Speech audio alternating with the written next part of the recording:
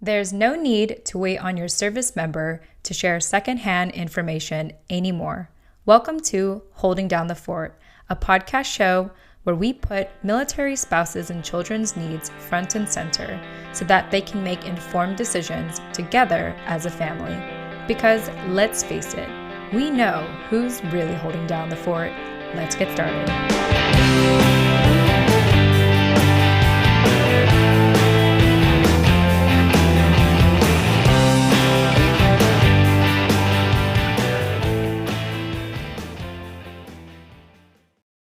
All right. Hi, everyone. Jen Amos here, your host for Holding Down the Fort podcast. And I'm really excited because I get to introduce to you an amazing lady today, Annette Wittenberger. She is a military spouse, mother to two teenagers, one being in college, and a veteran who served in the Army for over 17 years as a chemical officer, including a deployment to Iraq and Afghanistan.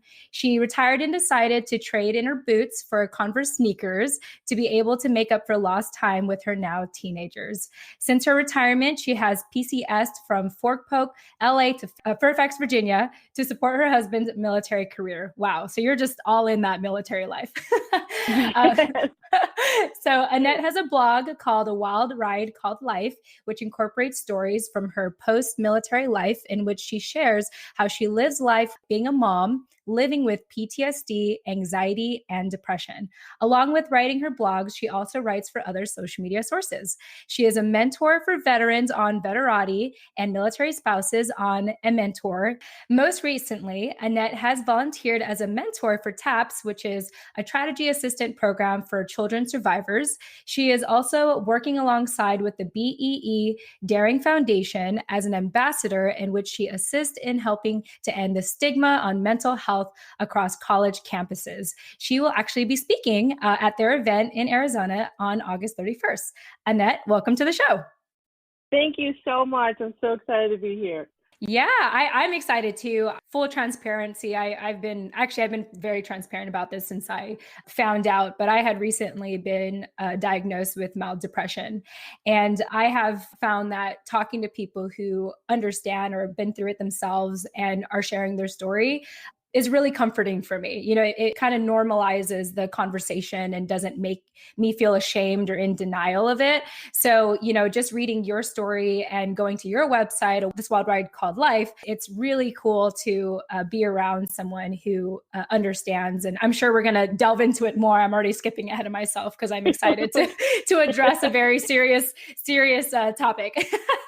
But before I jump ahead of myself, why don't you share, how did you hear about the podcast and what inspired you to speak on our show today? Actually, it was your husband. He reached out to me through LinkedIn. And when people reach out to me like that, I'm very honored. I just felt like, oh my gosh, someone wants to hear my story. And the reason why I do that is to help people. Just like you said, it's comforting to talk to other people who are feeling the same. That way they feel that they're not alone. And that's my mission, is to try to help as many people as I can now that I have the second chance at life to do so. I think that's really incredible. And I wanted to share this, I guess you can call it a meme, but it's an image quote that I came across today. And I think it's very relevant to our conversation today. It says, one day, this is actually by Post Secret, in case anyone was ever into that back in the day. One day, you will tell your story of how you've overcome what you're going through now, and it will become part of someone else's survival guide. When I read that, I was like, that is why storytelling is so important. And I love how transparent you have been on your blog. So let's go ahead and dive into more of your story. And for people that are getting to know you for the first time, Annette, why don't you tell them or tell us, our listeners, what a typical day looks like for you and what keeps you busy or most excited about your life nowadays? Well, let's see. A typical day, it all depends. I tell a lot of people that I might sound cheery and happy and things seem to be good, but I have my days. There's days that some days are better than others. And like today, I was kind of in a funk, actually, to be honest. I've been binge watching Netflix because I don't know. I was just kind of in this funk. But I'm busy with my kids, of course, but what gosh, what brings me joy? Oh, I sound like Marie Kondo. What makes me? That's a good show, by the way. It absolutely is. She changed my life. But what makes me happy is actually sharing my story, as somber as it is, and it's sad, and I cry about it. I really feel like this is what I'm supposed to do. I went through all this crap to I don't know, to be able to help somebody on the other end because God gave me another chance. That's what makes me happy. When I'm able to mentor, when I'm able to just talk to somebody and they can leave the conversation feeling better, that's it. That's everything to me. I think that's beautiful. You hint at you feel like you've given a second chance at life. What did your first life look like before what it is today? Oh, the first life was I was very depressed. I was so mad at the fact that I retired early. It was not my plan. I was angry at the world, blamed everybody except for myself. And I had to constantly be reminded by my husband that not to let a piece of paper define me, that I served and I served well and I was successful, and no one knew that I was going to even be able to serve that long, and all these positives. And he was so right. I was just in that funk and I was so mad, and life was just, and I guess with everything else that had happened during my military career, just losing soldiers and suicide. I mean, that's a whole other story. But when I mean second chance, after all that, we moved out here to Virginia. My daughter wanted to go to college in Texas, so we had flown from Virginia to Louisiana to pick up her stuff. On the way to school, we got in a car accident, and it was a very bad one. Doctors don't know how we survived it. I'm actually coming up on my 1-year anniversary from the accident next week, and it completely changed my life because I was in the hospital for 5 weeks. I broke everything on my left side. I'm still recovering. I'm a lot better, but I can't run ever again. So when every doctor came in and was like, oh my gosh, I don't know how you made it. Your daughter and yourself are so blessed, and all the nurses. And I'm just, for a while there, I was like kind of tired of hearing about it. I was like, God, I don't want to hear this anymore. It's just so overwhelming. But once I came home and once I started, I couldn't look at the picture for a long time. So when I finally came home and I was settled in, because I was in a hospital in Texas. I'm sorry, I keep going back and forth. I was in the hospital in Texas, so I was away from my family, and that was one of the hardest things to do. It was to be stuck in a hospital. My sister-in-law came out to visit me. My father-in-law came out because they were all in Texas, but I wasn't able to see my son or my husband for 5 weeks, and it just killed me. And so when I was finally able to come home and I saw the picture, I just broke down like, oh my God, how did I survive that? How did we survive this? I have no idea. And that's when I knew God wasn't done with me. There's something else I'm supposed to be doing. And I'm listening. I'm here. I'm hearing you. Okay, I'm going to do it. So as many times as I said, maybe I should go back to work. Maybe I should just get a job. My husband's like, no, you're doing what you're doing because that's what makes you happy. And you're here with your son. You're here with Blaze. He needs you. And and that's the first time. Most husbands be like, yeah, go get a job. Yeah. But no, he's absolutely supportive. And this is what I love to do. And that was my second chance. That was, even after all the little things that I went through in life with taking pills or, little things like that, this car accident was not one of the best things, but it woke me up. It woke my daughter and I both up. And I can only imagine that you and your daughter have an even stronger bond because of what you went through together. Yes, we do. Yeah. Does she feel like she has a second chance at life also? She does. She missed her first semester of college because she had broken her leg, and she stayed here. When she went back to school, she grew up fast, and she's doing things that we didn't expect her to do until she was like a junior or senior. But now she knows what she wants out of life. She's not going to let anything hold her back. She calls me almost every day just for little things. And I just, I'm happy to have that because, like I said, some kids don't want to call their moms all the time, but she tells me more things than I would have expected her to, and that makes me happy. So I just pray for her safety every day. I'm just like, be safe. You know what you want to do. just Yeah. keep going down that path. And she's like, I know, Mama. So it's just, yeah, I'm glad that I can text her, or call her, FaceTime her, and I'm just, yeah, I'm really blessed with that.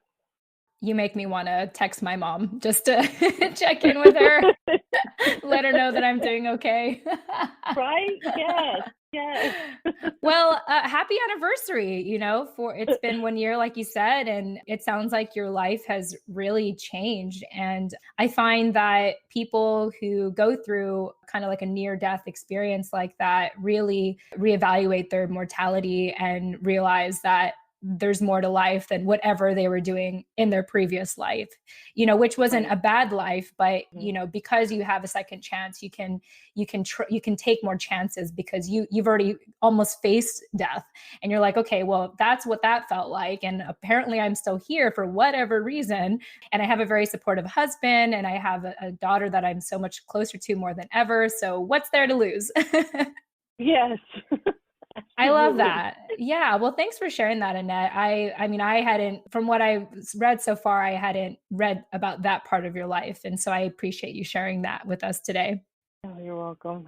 Yeah, so I want to go ahead and just shift gears for a little bit here. With Holding Down the Fort, the purpose of this show is to bring up education and resources to military spouses and really their families that they wouldn't normally get or aren't as easily accessible. And so today we wanted to talk about how to overcome trauma and mental health.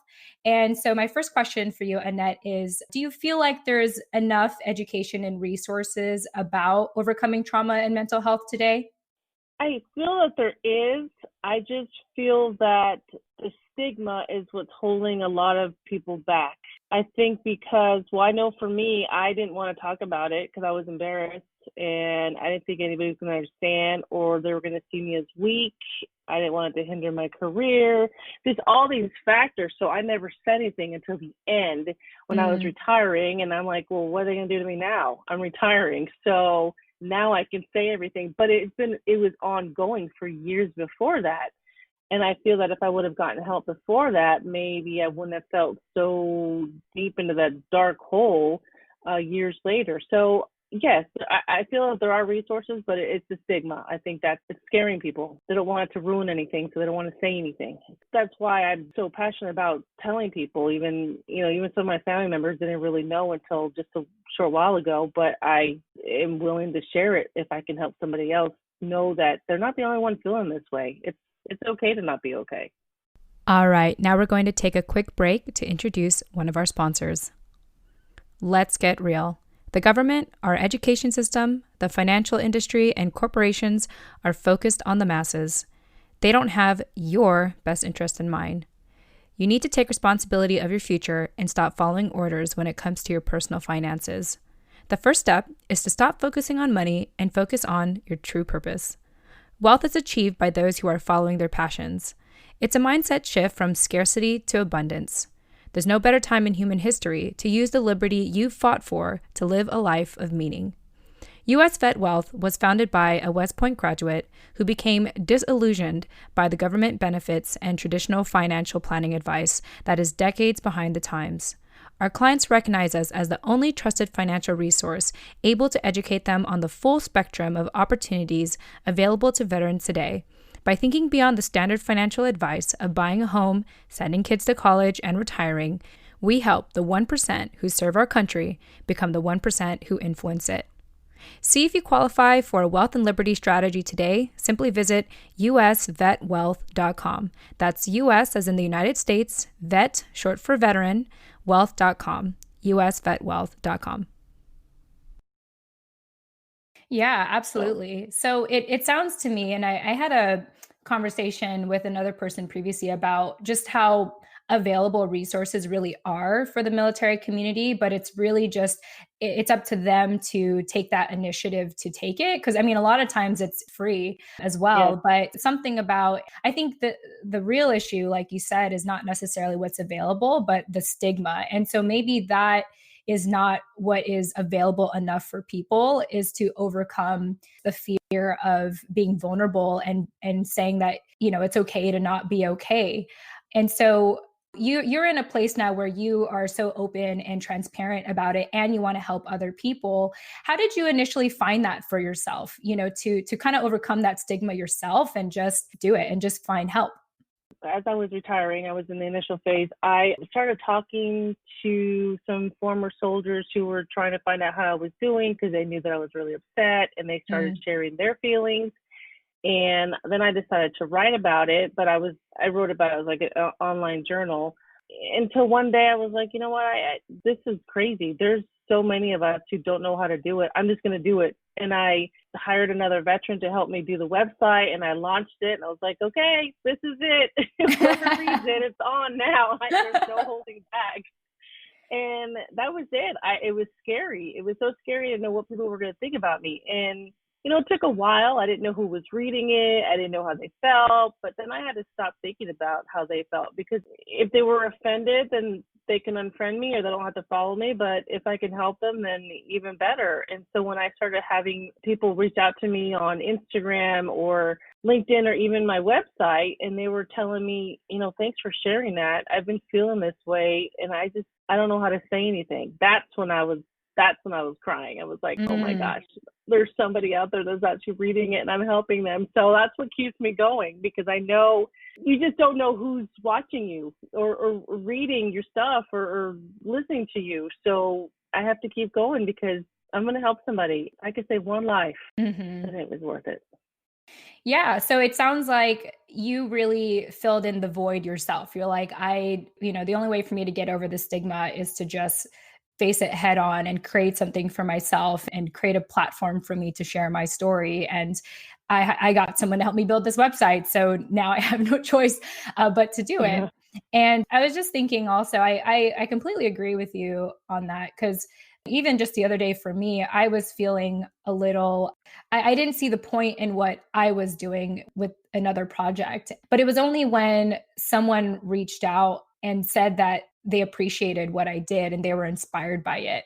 I think not a lot of people understand that until you're told that, until someone comes to you and says, what you're doing is so inspiring, because you're kind of putting yourself out there in the dark and you're putting your heart out there. And I think first and foremost, when you do put it out there, it's really for your own self-healing.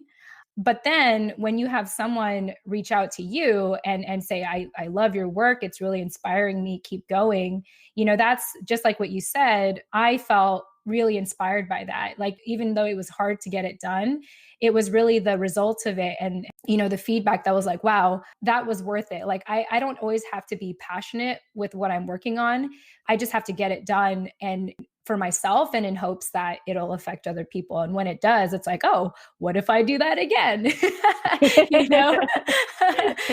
So I love that you're putting yourself out there and being really vulnerable, and people are coming to you and asking you for this advice and for that type of guidance. And I know specifically you focus on military families and veterans because you've just been all over the military community for the last couple of decades, from being a service member to a military spouse, to a veteran to a military spouse, and everything. So it's nice that you have found, your niche in helping the military community specifically. Thank you. Yes. Yeah, my pleasure. I mean, thank you. Thank you for, doing what you're doing.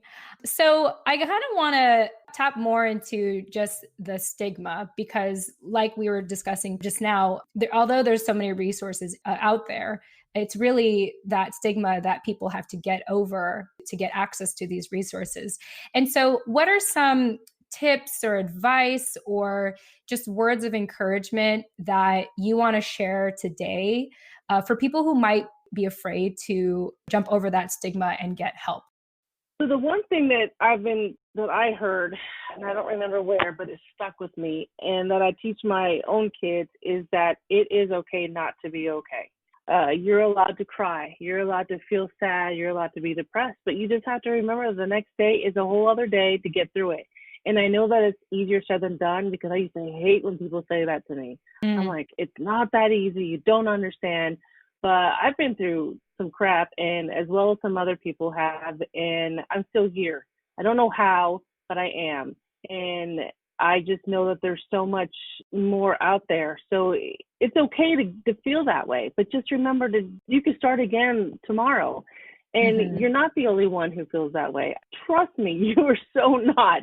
And that's what I want people to know, is that they're not alone. And, if they don't want to call the crisis hotline, or they don't want to share it with their family, you can call me. I tell that to everybody. I have judgment-free zone. I have a phone number. I text. I video call. I do whatever. So if you just don't feel comfortable, call me, call somebody, because you're going to make it. You really are. My gosh, I don't even know how to put into words. I'm always going to go back to the car accident in the suicide attempts. I'm still here. And I am so lucky, blessed. I don't know, but I am always here to help you get through it. I love that, Annette. And I was just thinking, I like how you say it's okay to not be okay. We can tell people that, but when you're in the moment, when you feel, so hopeless and stuck, even just 2 days ago, I was just stuck mentally. Like, I felt all sorts of hopelessness, and I just felt like I couldn't get out of our current situation. But the best thing I did for myself, and this was already late at night when I'm in bed with my husband, Scott, and I just held his hand and I was like, honey, I'm sad. Like, I'm just sad. And he just listened to me, and he just let me be, and he just let me cry. And hopefully, if you're in a similar situation, that you have some kind of support group, and maybe you already do, and you're just afraid to let them know how you're feeling. But sometimes it just helps to just let someone know, hey, I'm going through a funk right now. And it would just be great if you could just be here with me. And I don't know if anything I'm about to say is going to matter tomorrow, but I just need to be me right now. I need to just say whatever I need to say on my mind. Whatever I'm going through, I just need you to be with me. You know what I mean? Yes, absolutely. And that's so important, especially when people don't know how do I put it? There's so many people out there that try to fix. You can't fix everybody. You can just be there. And I think that's so important, to just be there, just to listen. Don't say anything. Just let me cry. Let me scream. Let me cry. Let me hold your hand. And sometimes that's all we need. You're so right. Yeah, because the next day I was still feeling like this dark cloud, but for the most part, I felt so much better just knowing that someone that I love and trust the most was able to embrace me in that way and just be present with me in that moment. And so, hopefully for our listeners, if you're going through something similar, hopefully you can have the courage to just say something as simple as, I'm sad and I just need you to be here with me. I know there's so many different levels of depression, but hopefully some of the stuff we shared today is helpful for you. And as you know, Annette is more than happy to talk to you. If you just need maybe a third, someone outside of your network, if you don't want to call the crisis hotline, but you want someone to just hear you out, I'm sure Annette is more than happy to do that for you. Absolutely. Yeah, well, Annette, I feel like we covered a lot of stuff today. We shared your story, and we talked about the stigma of getting help, and even sharing some advice on what to do, especially if you're stuck in that, if you're just kind of stuck in a funk and you don't know how to get out of it. Is there any other thoughts or advice that you wanted to share with us today? I'm just going to say, today I was in my funk and I just wanted to watch Netflix, and I think that's okay. I really do. There's sometimes you just have to find something that's just going to calm you down, whether it's reading a book, watching Netflix, or being with your dogs. I have 4 of them, and sometimes I get on my nerves, but man, they just change my world. So I need them, and take a mental break day. You're allowed to do that. You don't have to every single day just be on the go. You're going to get drained out. So that's just what I noticed today. I was like, you know what? I didn't get anything done, but it's okay, because tomorrow it's on. I have an event to go to. You know what I mean? It's just okay, it's okay. I'm still present. I'm here. I'm here for my son. He's going to get dinner. It's going to be okay. So Yeah. You spoke to me today, which I really appreciate. I know for myself, when I'm in a funk, it's hard for me to want to pick up the phone. So I just want to thank you for taking time out of your day, out of watching Netflix, because that's so fun, to speak with me, Annette. I really appreciate it. Oh my gosh. No, yes. Thank you for your patience. Yeah, no worries. Well, Annette, I have had such a pleasant conversation with you today. And I'm sure for anyone that's listening to this, they'll want to have a pleasant conversation with you as well. For anyone that does want to continue the conversation with you, how can they get a hold of you?